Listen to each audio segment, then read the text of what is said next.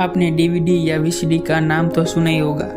DVD में 2 घंटे का very high quality video store होता है और डीवीडी 4.7 GB से 17 GB की होती है, जहां वीसीडी में मात्र 650 MB का ही डेटा स्टोर होता है। इसके अलावा आपको पता है डीवीडी और वीसीडी का पूरा नाम क्या है? तो ये सुनिए। वीसीडी का पूरा नाम वीडियो कॉम्पैक्ट डिस्क होता है और डीवीडी का पूरा नाम डिजिटल वर्सेटाइल डिस्क होता है। आपने ऑक्स केबल का नाम तो सुना ही होगा, जिसे हम ऑडियो केबल भी कहते हैं, जिसका यूज म्यूजिक प्लेयर में मोबाइल से गाने सुनने के लिए होता है।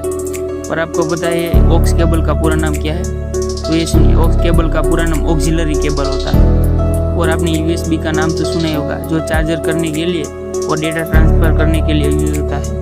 और आपको पता है यूएसबी का पूरा नाम क्या है? तो ये यूएसबी का पूरा नाम यूनिवर्सल सीरियल बस होता है। ये वीडियो कैसा लगा हमें लाइक और कमेंट करके जरूर बताएं। अगर ये वीडियो इंस्टाग्राम फेसबुक पर देख रहे हो तो हमें फॉलो जरूर करें।